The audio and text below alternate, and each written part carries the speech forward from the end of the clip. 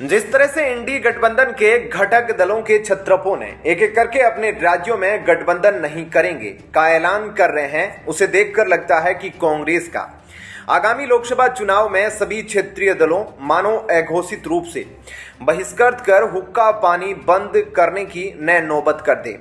बंगाल में ममता बनर्जी, पंजाब में केजरीवाल और हद यह है कि महाराष्ट्र में संजय राउत ने जीरो से शुरुआत करने को कहा है। मगर मित्रों, राष्ट्रीय पप्पू और उसके पार्टी अध्यक्ष को लग रहा है कि कांग्रेस 2/3 बहुमत से चुनाव जीतने वाली है।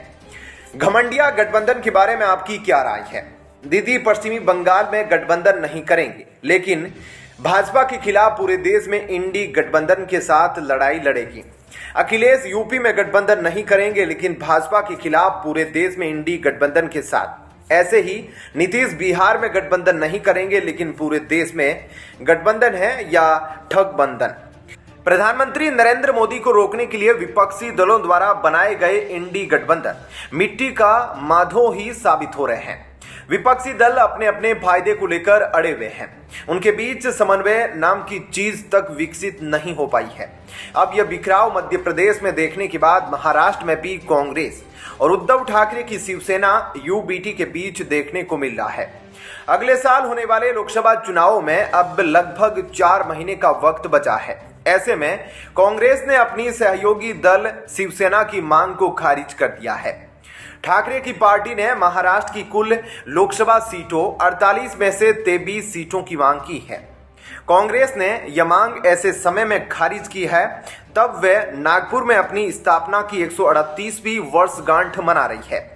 दरअसल कांग्रेस नेता संजय निरुपम ने कहा कि शिवसेना के उद्धव ठाकरे गुट को बेहद कठिन चुनौती का सामना करना पड़ रहा है, क्योंकि उनकी पार्टी में विभाजन के कारण उनके पास उम्मीदवारों की कमी है। बता दें कि शिवसेना 2 गुटों में बंट गई है। एक गुट उद्धव ठाकरे का है तो दूसरा एकनाथ शिंदे का है, जो महाराष्ट्र में भाजपा के साथ सत्ता में है। शिवसेना के अधिकांश नेता शिंदे गुट के साथ है। निरुपम ने कहा कि नेताओं को जीतने वाली सीटों पर विवाद से बचना चाहिए। उन्होंने कहा शिवसेना 23 सीटों की मांग कर सकती है, लेकिन वे उनका क्या करेंगे? उनके पास नेता नहीं है। बैठक में कांग्रेस के प्रतिनिधियों ने स्पष्ट किया कि शिवसेना और शरद पवार की राष्ट्रीय कांग्रेस पार्टी एनसीपी में विभाजन हो गया है। इसके बाद राज्य में स्थिर वोट शेयर वाली एकमात्र पार्टी अभी कांग्रेस ही है। वहीं महाराष्ट्र के पूर्व मुख्यमंत्री और कांग्रेस के वरिष्ठ नेता अशोक चव्हाण ने कहा कि गठबंधन में शामिल पार्टियों के बीच समायोजन की जरूरत है। चव्हाण ने कहा, हर पार्टी सीटों में बड़ी हिस्सेदारी चाहती है, लेकिन मौजूदा परिस्थितियों को देखते हुए शिवसेना की 23 सीटों की मांग बहुत अधिक है। पिछले हफ्ते शिवसेना सांसद संजय राउत ने कहा था कि उन्होंने अपनी पार्टी के नेता उद्धव ठाकरे और आदित्य ठाकरे के साथ हाल ही में कांग्रेस अध्यक्ष मल्लिकार्जुन खड़गे, सोनिया गांधी और राहुल गांधी के साथ साथ एआईसीसी महासचिव केसी वेणुगोपाल के साथ इंडी अलायंस की बैठक में बातचीत। हालांकि कांग्रेस और एनसीपी कितनी सीटों पर लड़ेगी, इसको लेकर राउत ने कुछ नहीं कहा। बताते चले कि साल 2019 से पहले शिवसेना बीजेपी के नेतृत्व वाले एनडीए गठबंधन का हिस्सा थी। इसके बाद उद्धव ठाकरे कांग्रेस और एनसीपी के साथ मिलकर महाविकास अघाड़ी एमवीए गठबंधन बनाया और महाराष्ट्र के मुख्यमंत्री बने। इसके बाद जून 2022 में एकनाथ शिंदे ने 40 अन्य विधायकों के साथ मिलकर ठाकरे से विद्रोह कर दिया और अलग शिवसेना बना ली। इसके बाद एमवीए सरकार गिर गई। क्या कहना है ऐसे में आपका? इस खबर पर कमेंट सेक्शन में जरूर बताएं। जय हिंद, जय भारत। जो शख्स जेल से सरकार चलाने के लिए दिल्ली में जनमत संग्रह करा रहा है, वो विपस्याना के नाम पर 10 दिन के लिए ऐसा गायब है कि उसके मंत्री कह रहे हैं कि उनसे किसी भी तरह की संपर्क नहीं किया जा सकता, न फोन, न टीवी, न अखबार। इसलिए ईडी का समन गैर कानूनी है। दिल्ली के अस्पतालों में नकली दवाएं पकड़ी जा रही है, लोगों का जीवन खतरे में है और केजरीवाल के मंत्री कह रहे हैं कि उनसे संपर्क करना गैर कानूनी है। सिर्फ इस मुद्दे पर आम आदमी पार्टी की सरकार बर्खास्त हो जानी चाहिए। शराब घोटाला में आपके मुखिया अरविंद केजरीवाल पर गिरफ्तारी की तलवार लटक रही है। ऐसी स्थिति में प्रमुख नेताओं के जेल चले जाने से पार्टी में बिखराव की संभावना तेज हो गई है। अभी ईडी की ओर से भेजे गए ताजा समन से बचने के लिए केजरीवाल विपस्याना पर चले गए हैं। सिसोदिया के बाद संजय सिंह के लिए विशेष न्यायाधीश एम.के. नागपाल ने कहा कि उन पर प्रत्यक्ष या परोक्ष घोटाले में शामिल होने का मामला बनता है। केजरीवाल समेत आपके नेताओं को लगता है कि ईडी पूछताछ के बहाने उन्हें गिरफ्तार कर लेगी और फिर प्रधानमंत्री बनने की दावेदारी को कौन कहे, मुख्यमंत्री बने रहना संभव नहीं रह जाएगा। इतना ही नहीं, पूरी पार्टी बिखर जाएगी। इसी आशंका ने केजरीवाल और उनकी पार्टी के नेताओं की भाषा बदलती है। अब केजरीवाल के जेल जाने के भय से उनको मुख्यमंत्री से हटाने का अभियान चलाया जा रहा है।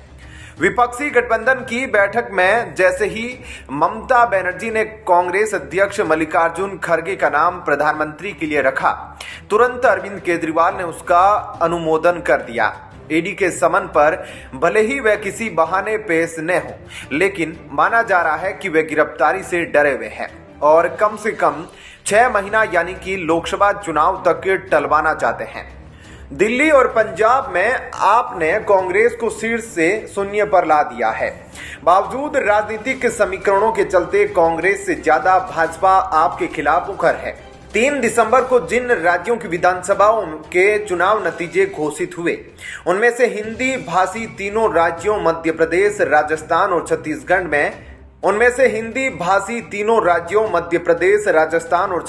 में आप पूरी ताकत से चुनाव लड़ी। तमाम पूर्वानुमानों को झुठलाते हुए भाजपा ने न केवल भारी बहुमत से मध्य प्रदेश का चुनाव जीता, बल्कि राजस्थान और छत्तीसगढ़ में भी जीतकर एक तरह से नया इतिहास रच दिया। यह 2 राज्यों में कांग्रेस की सरकार थी। आपको इन राज्यों में कोई सीट मिलनी तो दूर की बात रही, 1% से कम वोट मिले।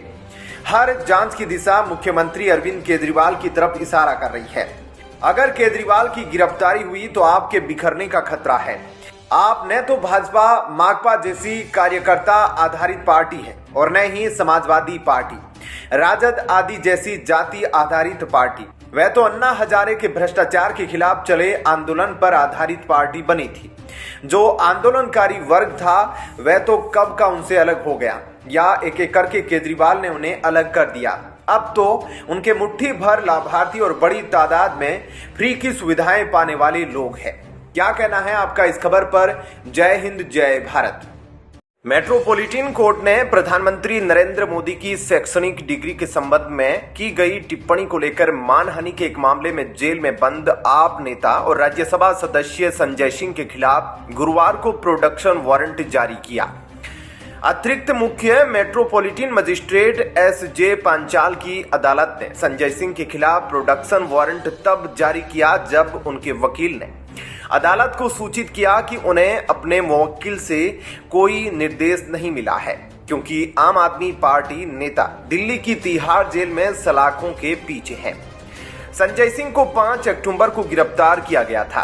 प्रोडक्शन वारंट के माध्यम से मजिस्ट्रेट ने स्थानीय पुलिस को संजय सिंह को तिहाड़ जेल से हिरासत में लेने और 11 जनवरी को सुबह 11 बजे अदालत के सामने पेश करने का निर्देश दिया है, जब अदालत मामले में आगे की सुनवाई करेगी।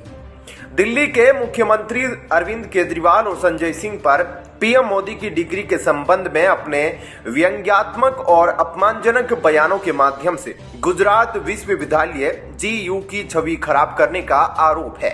वहीं दिल्ली शराब नीति मामले में आम आदमी पार्टी के सांसद संजय सिंह और मनीष सिसोदिया को कोर्ट से फिर से राहत नहीं मिल पाई थी। दोनों जेल में नया साल बिताने को मजबूर है।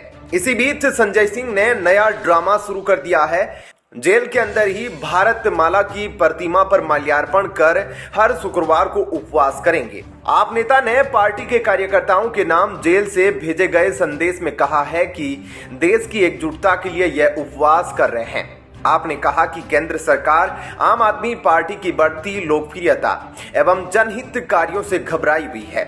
वह आप नेताओं की गिरफ्तारी के द्वारा पार्टी के बढ़ते कदमों को रोकने की नाकाम कोशिश कर रही है। आपने आरोप लगाया है कि इसी क्रम में संजय सिंह को फर्जी आरोप में फंसाकर गत 4 अक्टूबर को गिरफ्तार किया था। संजय सिंह ने कहा कि संभव हो तो हर जाति धर्म के लोग हफ्ते में एक दिन भारत माता को माल्यार्पण कर उपवास करें।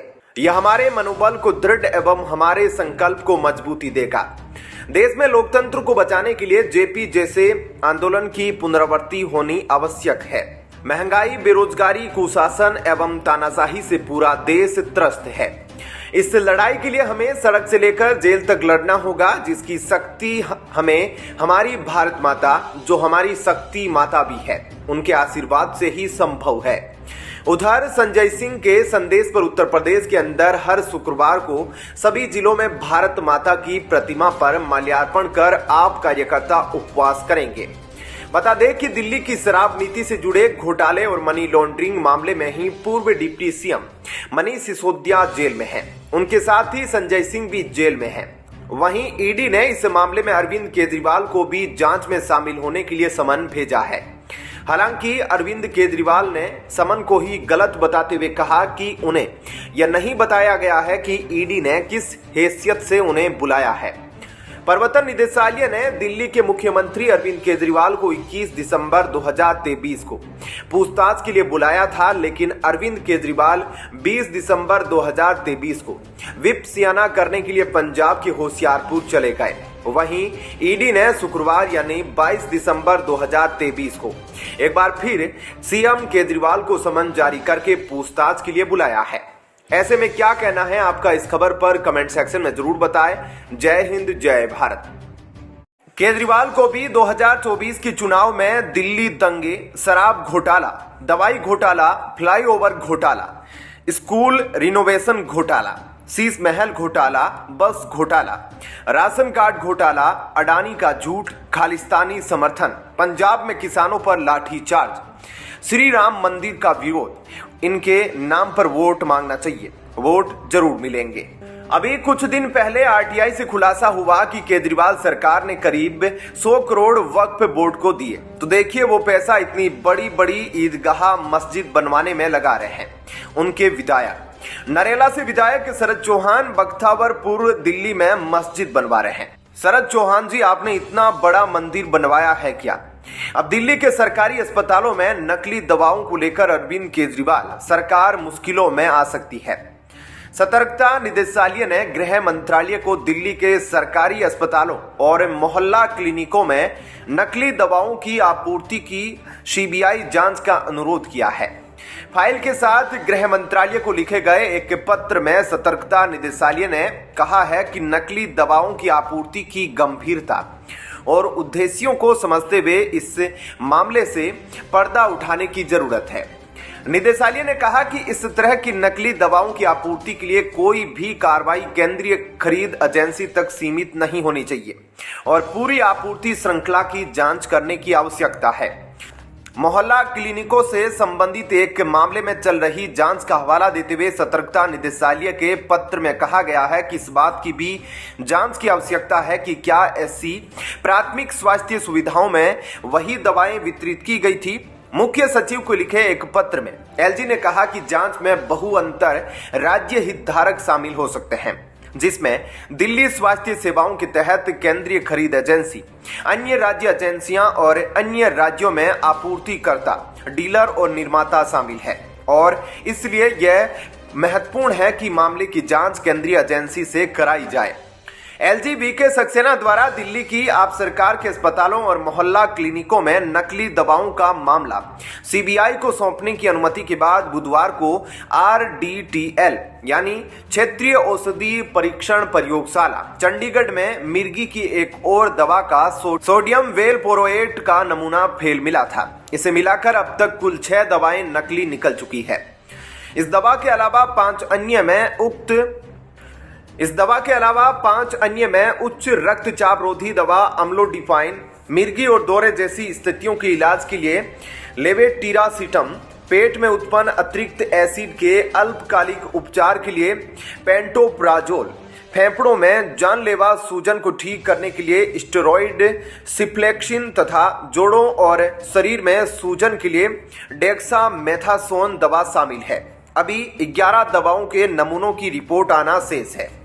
बता दें कि नमूनों की रिपोर्ट विगत 24 अक्टूबर को आई थी। रिपोर्ट में फेल हुई दवाओं के एक दिन बाद ही 26 अक्टूबर को इनके उपयोग पर रोक लगा दी गई थी। सतर्कता निदेशालय ने रिपोर्ट में बताया है कि जांच में फेल आने वाली दवाइयों को 4 एजेंसियां अस्पताल में आपूर्ति करती थी। इसमें सतर्कता अधिकारी मोटा खेल मान रहे हैं। ऐसे में क्या कहना है आपका इस खबर पर, कमेंट सेक्शन में जरूर बताएं। वीडियो को लाइक शेयर जरूर कीजिएगा। जय हिंद, जय भारत। नए साल से पहले दिल्ली के मुख्यमंत्री और आम आदमी पार्टी के संयोजक अरविंद केजरीवाल को एक और बड़ा झटका लगा है। शराब घोटाला मामले में ईडी द्वारा संजय सिंह की गिरफ्तारी के बाद राज्यसभा में आप नेता का पद खाली है। इसे भरने के लिए पार्टी संयोजक अरविंद केजरीवाल ने राघव चड्ढा का नाम प्रस्तावित कर भेजा था।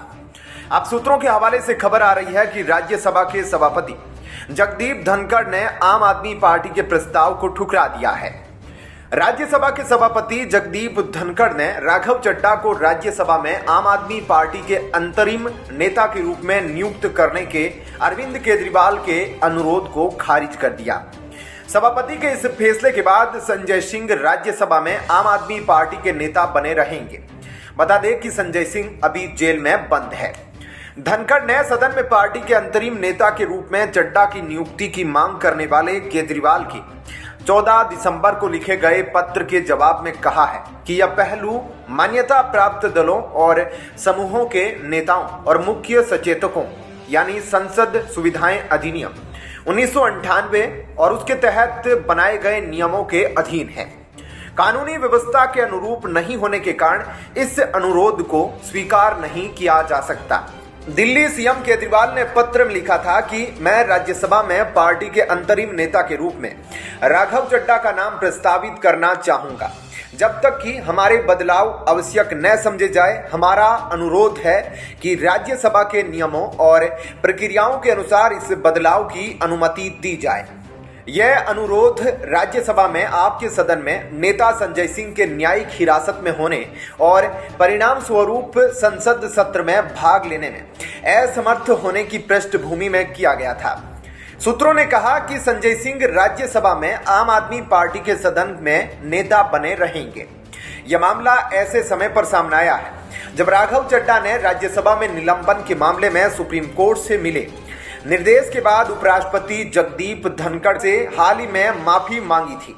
इसके बाद उनका निलंबन बहाल हो गया था। आप सांसद को 11 अगस्त को राज्यसभा से निलंबित कर दिया गया था।